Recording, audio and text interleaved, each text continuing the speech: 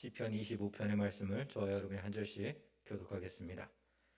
여호와의 나의 영혼이 주를 우러러 보나이다.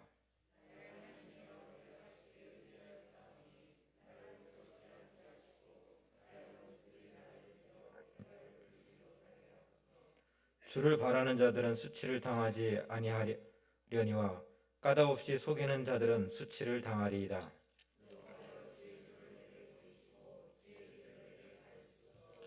주의 진리로 나를 지도하시고 교훈하소서. 주는 내 구원의 하나님이시니 내가 종일 주를 기다리나이다.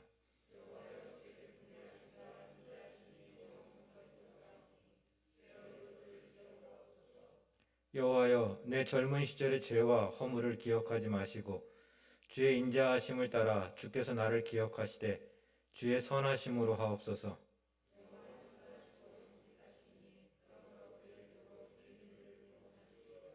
온유한 자를 정의로 지도하시며 온유한 자에게 그의 도를 가르치시리로다.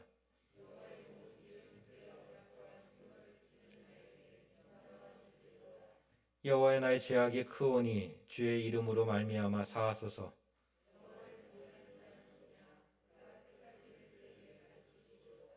그의 영혼은 평안히 살고 그의 자손은 땅을 상속하리로다.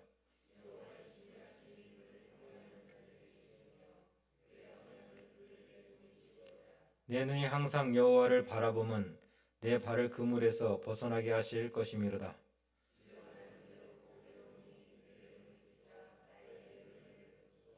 내 마음에 근심이 많사오니 나를 고난에서 끌어내소서. 내 원수를 보소서. 그들의 수가 많고 나를 심히 미워하나이다.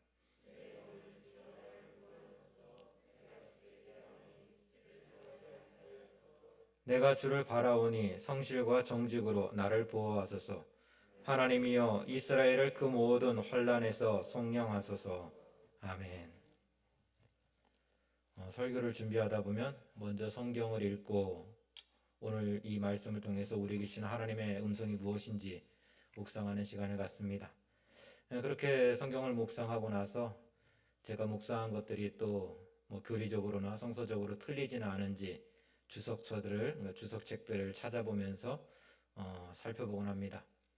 그러고 나서 이제 마지막으로 이 본문을 가지고 목사님들은 어떻게 설교를 하셨는지, 혹시 이 본문을 가지고 설교한 목사님들은 계신지 이제 쭉 검색을 해보게 되죠. 오늘 또 말씀을 준비하면서 좀 풀리지 않는 부분이 있었습니다. 내용적으로 풀리지 않았다기보다는 말씀이 너무 당연한 것 아니야? 그저 그렇네. 그런데도 제 마음에 뭔가 풀리지 않는 게 있었어요. 그래서 이 본문을 가지고 설교한 목사님들이 계시지는 않을까 싶어서 쭉 살펴봤는데 한 4분 목사님의 설교를 이렇게 듣다가 옥하는 목사님의 설교를 듣게 되었습니다. 근데 그 말씀을 듣는데 라는 어떤 깨달음이 찾아왔어요.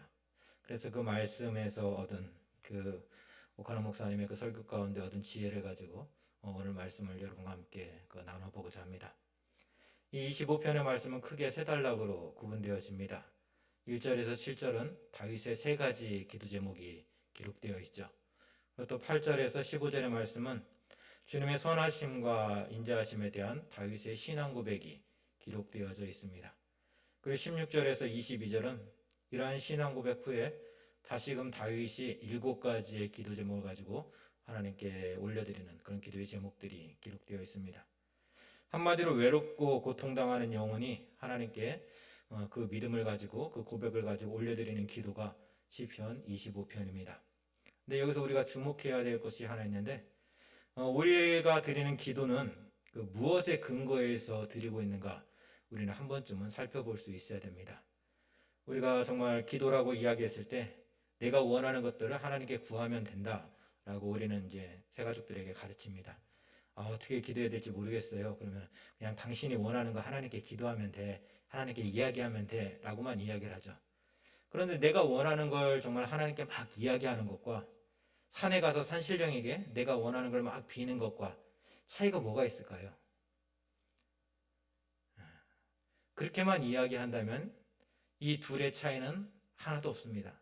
똑같은 거죠. 내가 바라고 내가 원하는 것들을 교회에 와서 구하나 산에 가서 구하나 차이가 없다는 거죠. 똑같은 거죠. 그러나 우리 성경에서 가르쳐 주시는 기도를 보면 하나님에 대한 분명한 믿음의 고백이 있는 것을 우리는 보게 되어집니다. 이 믿음의 고백은 이스라엘 역사 속에서 나타난 하나님에 대한 고백이기도 하고 개인의 삶 속에서 경험되어진 하나님에 대한 믿음의 고백이기도 합니다. 하나님께서 내가 너를 사랑한다, 내가 너를 도와준다 라고 말씀하셨는데, 약속하셨는데, 이 약속을 말로만 하신 것이 아니라 실제적인 내 삶 속에서 정말 그 하나님의 사랑을 표현해 주시고 나타내 주시고 보여주셨던 그 경험들, 그 역사들, 그거를 나는 붙잡고 있는 거예요. 아, 하나님은 환난 날에 부르짖으면 응답하시는 분이야. 그분이 내 아버지시야. 우리 조상 아브라함에게 약속하셨던 그 약속을 분명히 이루어주시는 분이 내 하나님이야. 애굽으로 끌려갔을 때 모든 것이 다 끝난 줄 알았는데 약속하신 것처럼, 말씀하신 것처럼 400년 후에 다시금 우리를 이끌어내시는 분, 그분이 우리 하나님이야. 내 아버지야. 지금 나에게 환난의 시간이 있고 어둠의 시간이 있다 할지라도 그 하나님이 나와 함께 하신다고 하셨으니까 나는 그분을 향해서 기도하는 것, 그것이 산에 가서 비는 것과 정말 우리가 하나님께 기도하는 거에 큰 차이가 있다는 거예요. 우리가 흔히 이야기하는 경험신앙, 체험신앙이라는 것들이 있습니다. 그러니까 체험신앙이라는 게 막 기도를 해서 응답을 받은 경험들을 가리켜 우리가 체험신앙이라고 이야기를 하죠. 이 체험신앙이 있는 분들은 기도가 뜨겁습니다. 힘이 있습니다. 기도가 응답이 조금 더디더라도 좌절하지 않아요. 낙심하지 않아요. 하나님은 분명히 반드시 응답해 주시고 붙잡아 주신다는 것을 알기 때문에 넘어지지 않습니다. 근데 이 체험신앙이 없는 분들은 금방 넘어지죠. 포기하죠. 좌절하죠. 한 번, 두 번 기도를 했는데 응답이 오지 않을 때 에이, 똑같네 뭐 기도한다고 뭐 바뀌는 거 없네. 그러면서 쉽게 포기를 해버립니다. 이것이 믿음의 고백 위에 드리는 기도라는 거예요. 오늘 우리의 기도가 그냥 산에 가서 막 이야기하는, 중언부언 이야기하는 그런 기도가 아니라 분명한 하나님에 대한 나의 믿음의 고백 가운데 드려지는 기도이기를 원합니다. 오늘의 시편이 어떠한 배경 속에서 기록되어지고 있는지에 대해서는 오늘 본문의 말씀을 통해서는 우리가 잘 알 수는 없습니다. 그러나 분명한 것은 중년의 시간을, 노년의 시간을 지나가는 다윗이 원수들의 괴롭힘으로 인해서 힘들고 어려운 시간을 보내고 있다는 것을 우리는 알 수 있습니다. 본문의 역사적 배경이 무엇인지에 대해서는 자세히 알 수 없지만 본문 3절의 말씀을 보면 다윗을 괴롭히는 원수들의 특징이 까닭 없이 속이는 자들이다 라고 성경은 기록하고 있습니다.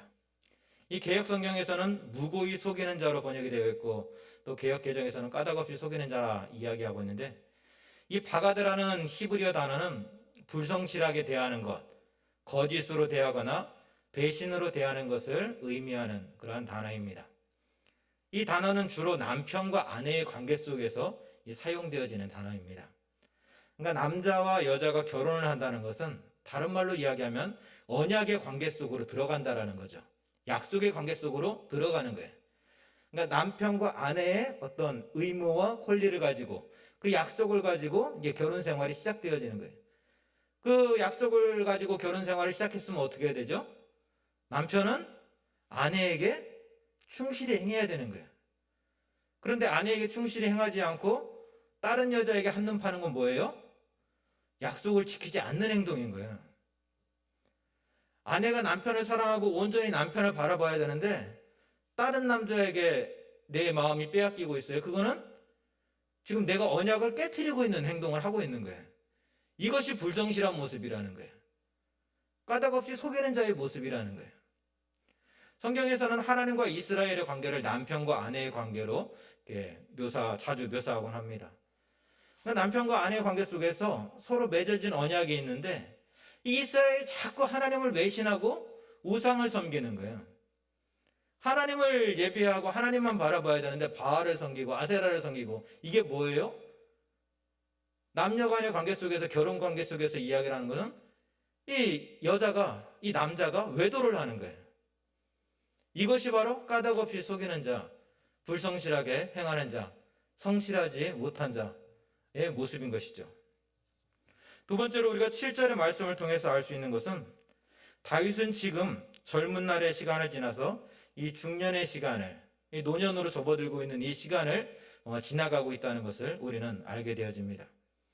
우리가 중년이라고 이야기했을 때는 보통 40 후반에서 이제 50대의 시간을 가리켜 중년이라고 이야기하죠.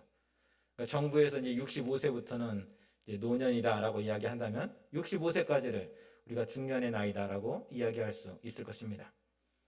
근데 젊은 시절에는 우리가 잘 아는 것처럼 넘어져도 쉽게 일어납니다. 사업에 실패해도 친구 관계가 깨져도 후를 털고 일어나면 됩니다. 그러나 이 중년의 시간에는 그렇지 않습니다. 가정에서는 가장으로서의 책임감이 그 어깨를 누르고 있고 또 직장이나 사회에서도 책임지고 감당해야 될 몫이 점점 커져만 갑니다. 그래서 새로운 일들을 도전하기가 두려운 거예요. 새로운 일들을 하기 싫은 것이 아니라 새로운 것을 시도했다가 지금 내가 만들어내고 있는, 안정적으로 유지하고 있는 이것이 깨질까봐, 이것이 무너질까봐 새로운 것을 도전을 못하는 거예요. 점점 보수적이 되어간다는 이야기가 그런 거예요. 안정을 추구하기 때문에. 누구를 사귄다, 직장을 옮긴다, 새롭게 시작한다는 거, 정말 새롭게 시작했는데 이게 잘못되면 어떻게 될까? 라는 그 두려움 때문에 새로운 것을 사귀지 못하는 거예요. 시작을 못하는 거죠. 인간관계는 어떻습니까? 새로운 사람 만나는 것보다는 지금까지 만난 사람하고 이렇게 지내는 것이 훨씬 편하시지 않나요? 우리가 교회에서 새로운 분들 오시면 서로 좀 이게 인사도 하고 끼리끼리 모여서 밥 먹지 말고 좀 흩어져서 밥을 먹으라고 해도 어때요? 잘 지켜지나요? 예, 이 자리에서는 아유 아멘 아멘 고개 끄덕끄덕 하는데 4층 올라가 보면 똑같아요. 늘 모여있는 사람들끼리 모여 있어요. 그게 편하니까 그런 거죠. 그게 편하고 그게 좋은 거예요. 그게 흩어지고 그게 깨지는 게 두려운 거예요. 누군가 새로운 사람을 우리 공동체 안에 받아들이고 그 사람이 정말 새롭게 이 속에 들어와서 융화되는 것이 어색한 거예요. 그 적응하기가 힘든 거예요. 그것이 중년의 삶이라는 거예요. 근데 아이들은 어때요? 어리면 어릴수록 새로운 거, 막 새로운 사람 만나는 거, 새로운 곳에 가는 거, 새로운 공동체에 새로운 친구들이 오는 거 너무나 즐거운 거예요. 그래서 나이가 먹고 이사를 가는 것도 또 교회를 옮긴다는 것도 더더욱 힘들어하는 이유 중에 하나도 바로 이러한 이유 때문입니다. 저는 20대 후반에 한 28살 정도 됐던 것 같은데 그때 IMF라는 그 시간을 지나갔습니다. 사람들이 죽기도 하고 또 노숙자로 전전했지만 돌아보면 저는 참 크게 힘들지 않게 그 시간들을 보냈던 것 같습니다. 뭐 재정적으로 넉넉했던 것은 아니에요. 5만 원이 없어가지고 친구 결혼식 하는데 축의금을 보내지를 못했던 그런 또 아픈 일들이 있었고 2평 옥탑방에서 살면서도 정말 부족하다, 뭐 돈이 없다라는 그런 생각을 해본 적은 없습니다. 새벽에 신문을 돌리면서 30만 원 그 월급을 받는데 그 30만 원 받아가지고 말 그대로 월세도 내고 그걸로 생활을 하면서도 내가 가난하다는 생각을 한 번도 못 해봤어요. IMF 막 진짜 힘들다 어렵다 이야기하는데 힘든 게 뭐지 어려운 게 뭐지? 라는 걸 생각을 하지 못했습니다. 왜 그럴까요? 제가 혼자였기 때문에 그렇습니다. 책임질 일이 없었기 때문에 그렇습니다. 그냥 나 혼자만 먹고 살면 되니까 밥이 없으면 라면 먹고 라면 없으면 굶고 돈이 정 없으면 새벽에 나가서 운 좋게 정말 막노동 하루라도 걸리면 그 5만 원, 7만 원 받아가지고 며칠 살 수 있으니까 그런 생각이 있으니까 두려운 게 없는 거예요. 걱정이 없는 거예요. 그런데 이때 당시에 가정을 책임지고 직장에서 정말 직장을 책임져야 됐던 사업을 책임져야 됐던 그 아버지들의 모습은 어떻습니까? 남편들의 모습은 어떻습니까? 그때 넘어진 아픔으로 인해서 지금까지 힘들어하고 일어나지 못하는 분들이 너무나 많이 있습니다. 그때 당시에 중년의 시간을 보내야 됐던 그 사람들 정말 너무나 정말 가정을 책임지고 사회나 직장에서 정말 중요한 자리에 있었는데 그 기둥이 흔들렸을 때, 무너졌을 때 일어나지 못하고 생을 마감하기도 하였고 때로는 노숙자의 삶을 선택하기도 하였습니다. 똑같은 고난이라 할지라도 중년의 시간에 노년의 시간에 찾아오는 고난은 젊었을 때 찾아오는 고난보다 10배, 20배, 아니 100배, 1000배 더 크게 다가올 수밖에 없다는 이야기입니다. 다윗도 그러했습니다. 우리 16절, 17절의 말씀을 우리 함께 읽어보겠습니다. 우리 16절, 17절 함께 읽습니다. 주여 나는 외롭고 괴로우니 내게 돌이키사 나에게 은혜를 베푸소서. 내 마음에 근심이 많사오니 나를 고난에서 끌어내소서. 다윗은 하나님께 기도하기를 하나님, 나는 외롭고 괴롭습니다 라고 기도하고 있습니다. 여기서 괴롭다라는 말은 단순히 힘들다, 부대낀다, 어렵다라는 그 정도의 어떤 이야기가 아닙니다. 강렬한 어떤 내적인 혼란을 정말 경험하고 있다는 이야기입니다.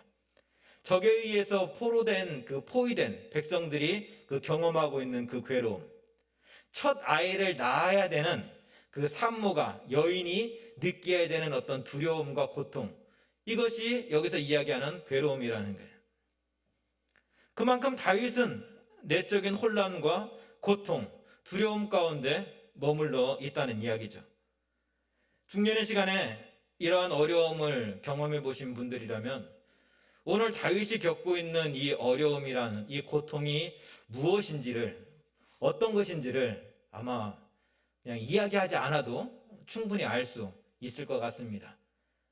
내가 그때 당시에 참 힘들었는데, 어려웠는데 그것을 다윗도 지금 경험하고 있었구나.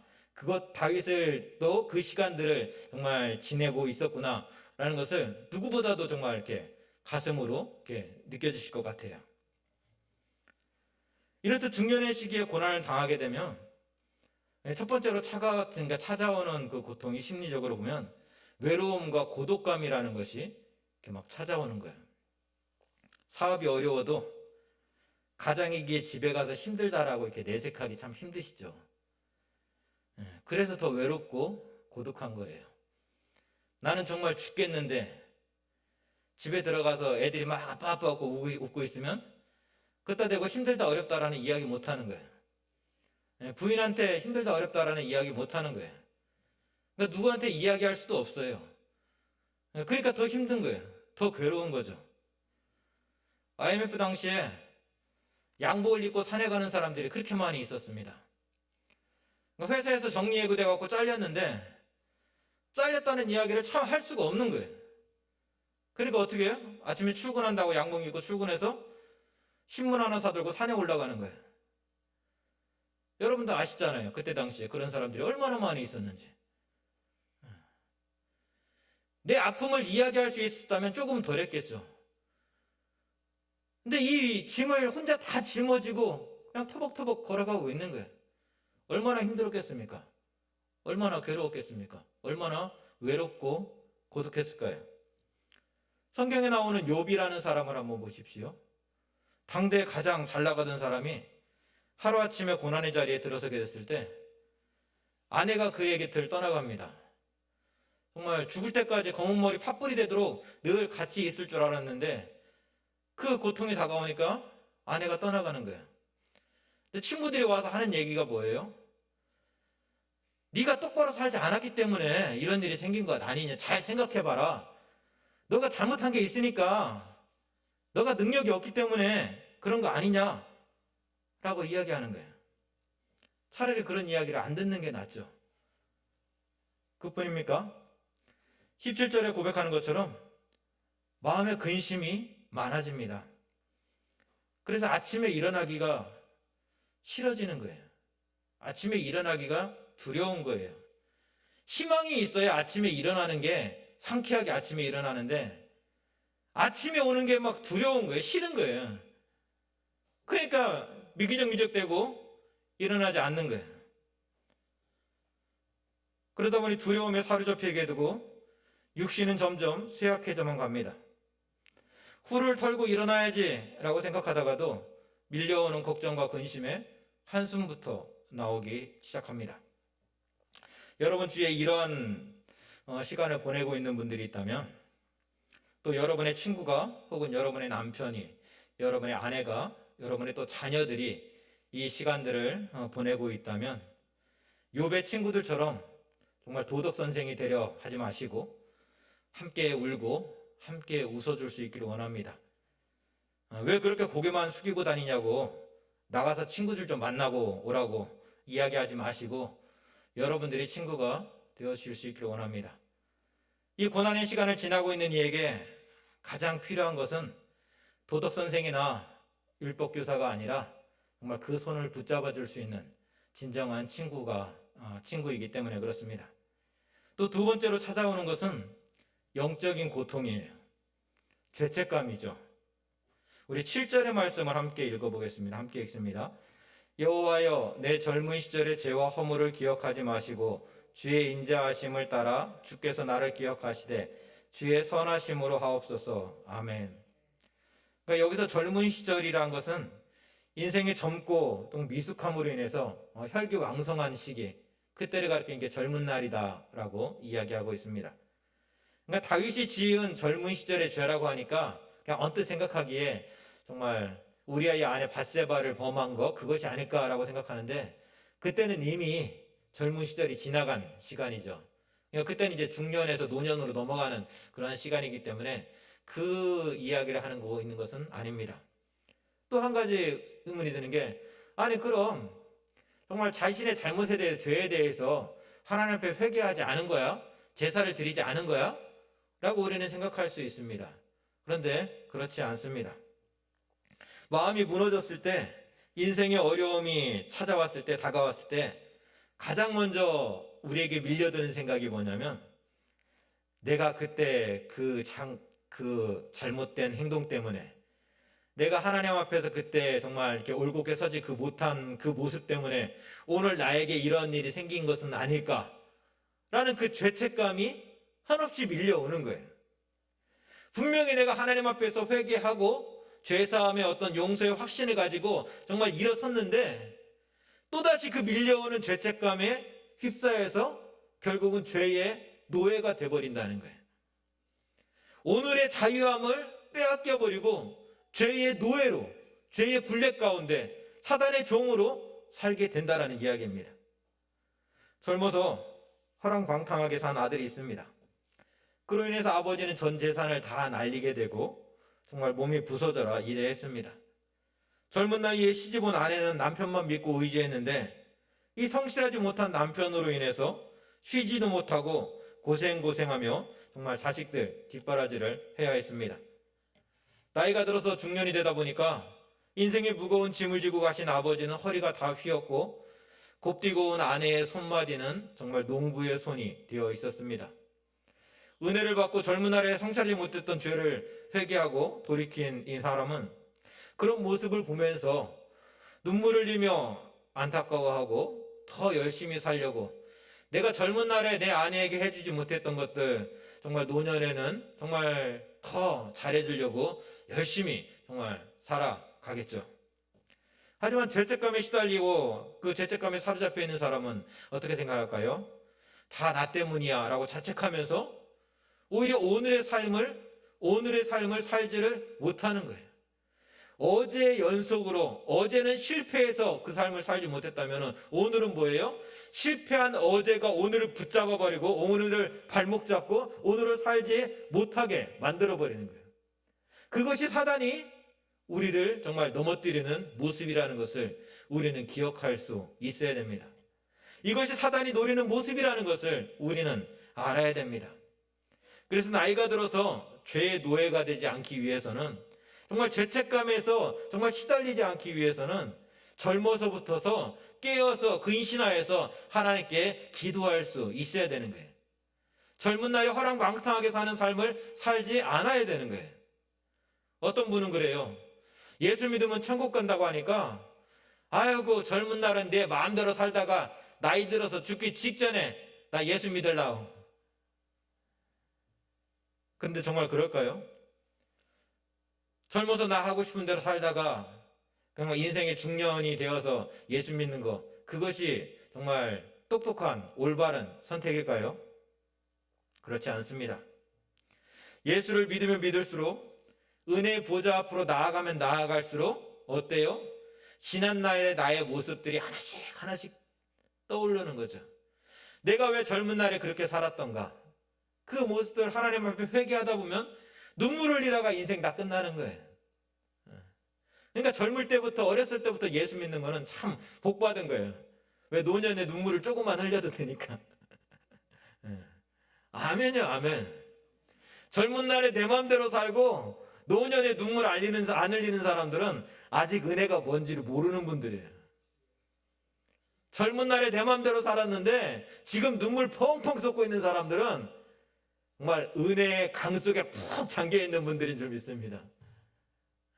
하나님 앞에 다가가니까, 하나님 앞에 가까이 가면 가까이 갈수록 내 부족한 모습들, 내 죄된 모습, 내 취했던 모습들이 떠오르고 알게 되는 거예요. 그러니까 울면서 하나님 앞에 나아갈 수밖에 없는 거죠. 그렇다면 이러한 위기 속에서 일어나기 위해서는 어떻게 해야 될까요? 이러한 고난의 시간을 오늘 우리 가운데 정말 보내고 있는 분들이 있다면 어떻게 하면 이 고난의 시간 가운데서 다시금 힘있게 일어설 수 있을까요? 우리의 자녀들 가운데, 우리의 남편들 가운데, 우리 아내들 가운데 이 시간들을 보내고 있는 분들이 있다면 그들에게 뭐라고 권면을 해줘야 될까요?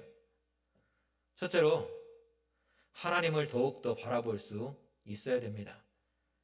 우리 1절의 말씀 같이 한번 읽어보겠습니다. 함께 읽습니다. 여호와여, 나의 영혼이 주를 우러러 보나이다. 아멘. 1절, 2절, 4절, 5절, 6절, 7절 계속해서 다윗이 드리는 기도는 주여, 제가 주님을 바라봅니다. 이 위기의 상황 속에서 나아갈 길을 좀 가르쳐 주십시오. 하나님 은혜를 좀 베풀어 주십시오. 하나님 나를 구원하여 주십시오. 우리가 잘 알고 있는 어거스틴에게 지대한 영향을 끼쳤던 키프리안이라는 그런 교부학자가 있습니다. 그러니까 초대교회 기독교 사역자들은 기도를 가르치면서 내 마음으로 주를 우러러보라 라고 그런 가르침을 주었다고 합니다. 실제로 유대인들은 오늘까지도 그들의 회당벽에 애정이 없는 기도는 영혼이 없는 몸과 같다라는 글귀를 써놓고 기도를 한다고 합니다. 요한복음 4장에서 주님은 하나님께 예배하는 자들은 신령과 진정으로 예배해야 된다라고 우리에게 가르쳐주고 있습니다. 신령과 진정으로 예배한다는 말은 그냥 쉬운 말로 우리의 온 마음과 온 정성을 다해서, 온 힘을 다해서 하나님을 예배해야 된다는 거예요. 하나님을 우러러본다는 말과 같은 그런 맥락이죠. 인생의 위기 가운데 처해 있는 사람이라면 우리는 온 마음과 정성을 다해서 하나님을 찾고 찾아야 한다는 이야기입니다. 5절에서 내가 종일 주를 기다립니다 라고 기도하고 있는데, 이 말 또한 내가 잠깐만 하나님을 바라보고 끝나는 것이 아니라, 잠깐만 내가 하나님께 예배하고 끝나는 것이 아니라 온 종일, 하루 종일, 매 시간 하나님을 향한 그 마음을 놓치지 않기 위해서, 하나님을 향한 그 눈이 다른 데로 가지 않기 위해서 내가 하나님만 힘쓰고 애써서 바라보겠습니다 라는 그런 믿음의 기도인 것입니다. 여러분, 사람이 가만히 있으면 하나님을 바라볼 수 있을까요? 우리가 믿음 생활하면서 새벽에 나와서 하나님께 예배하고 기도합니다. 여러분, 회사에 나가서 하루 종일 하나님을 몇 번이나 생각하십니까? 솔직하게 내 마음속에서 한번 세해봤으면 좋겠습니다. 하나님 생각하는 거. 그래도 믿음의 백성들은 하나님 몇 번 생각해요? 밥 먹을 때 한 번, 두 번, 세 번. 그리고 저녁에 잠잘 때 한 번 더. 이것도 많이 생각하는 거예요. 어떤 날은 목사인 저도 참 부끄러운데 하루 종일 한 번도 하나님 생각하지 않고 살아갈 때도 있습니다.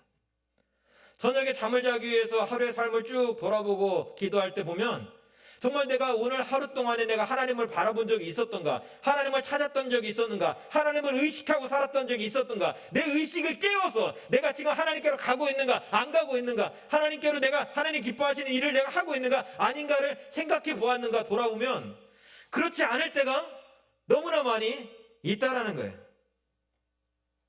그것이 인간의 모습입니다. 그냥 가만 놔두면 세상의 염려와 근심으로 인해서 하나님을 바라보기보다는 땅을 바라보는 거예요. 가만 놔두면 고개를 들어서 하나님을 바라봐야 되는데 고개가 훅 가라앉아 있는 거예요. 인생이 무거워지면 그 어깨를 꽉 눌러버리는 거예요. 그 목에 덜크덩 막 커다란 그 짐들이 매여 있는 거예요. 그러니까 어떻게 해요? 하나님을 바라보는 것이 아니라 그냥 놔두면 그냥 고개 푹 펴고 땅만 바라보고 사는 거예요. 그리고 저녁이 돼서 잠을 자기 전에 내가 하늘을 몇 번이나 쳐다봤는가 가만히 세워보니까 한 번도 하늘을 안 쳐다보는 거예요.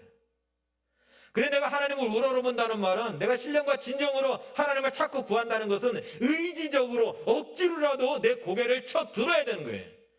내 숙여있는 내 머리를 들어서 하나님을 바라보겠다라는 그러한 이야기입니다. 의지적 행동이죠.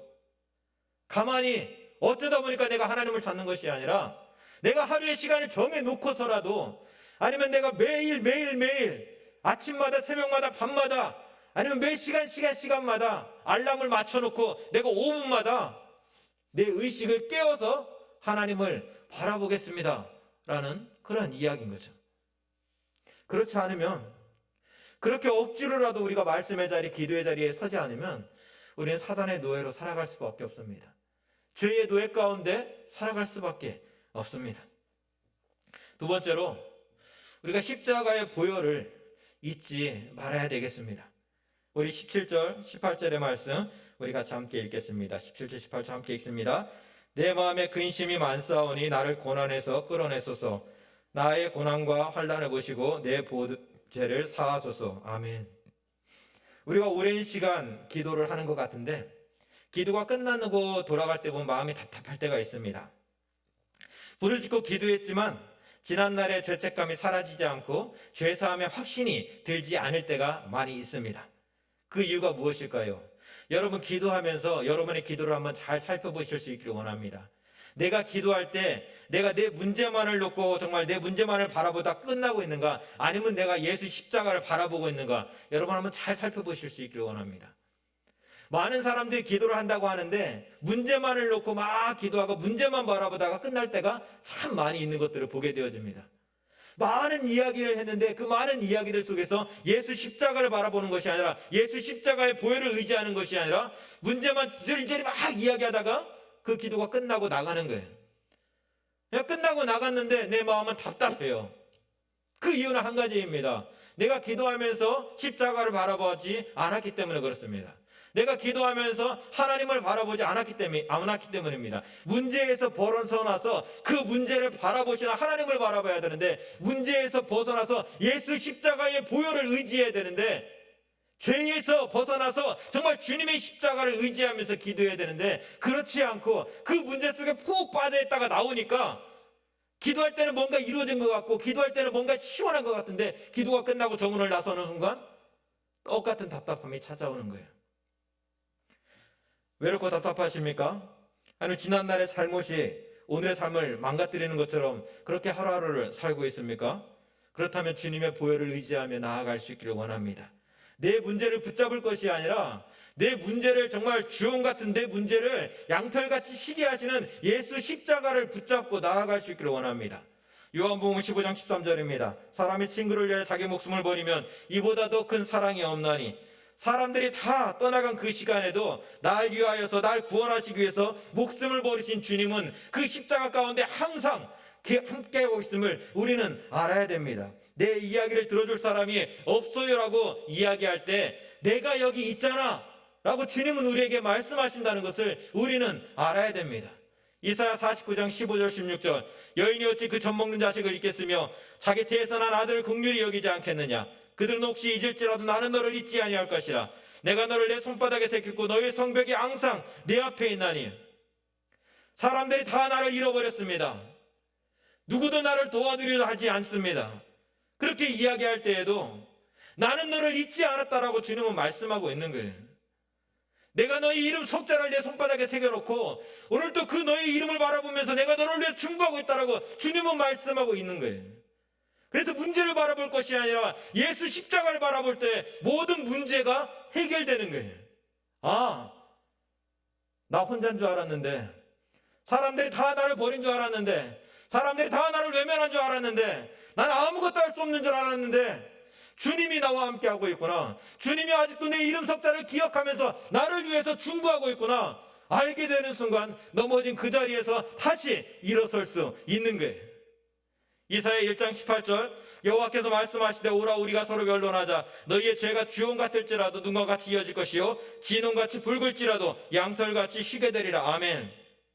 아무리 사단이 죄의 노예로 묶어놓으려 할지라도 십자가를 바라보는 순간, 우리 주님이 그런 나의 죄 때문에 십자가에서 돌아가셨지, 그런 나를 용서하시기 위해서, 그런 나를 사해 주시기 위해서 우리 주님이 저렇게 십자가를 피 흘려 돌아가셨지라는 것을 알게 되는 거예요.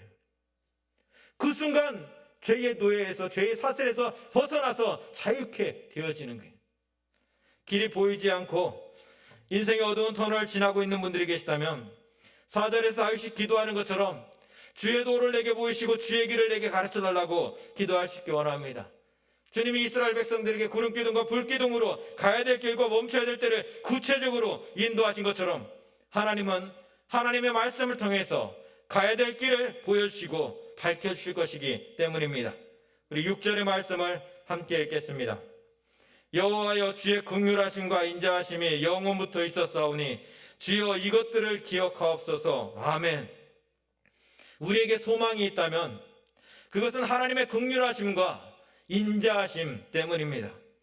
그 하나님의 긍휼하심과 인자하심을 의지하면서 오늘도 십자가 앞으로 한 걸음 한 걸음 나아갈 수 있기를 원합니다. 은혜가 풍성하신 하나님은 반드시 그 인생의 고난 속에서, 폭풍우 속에서 우리를 건져주시고 우리를 붙잡아 줄 것이기 때문입니다. 우리 같이 기도 제목 놓고 같이 기도하는 시간 갖도록 하겠습니다. 함께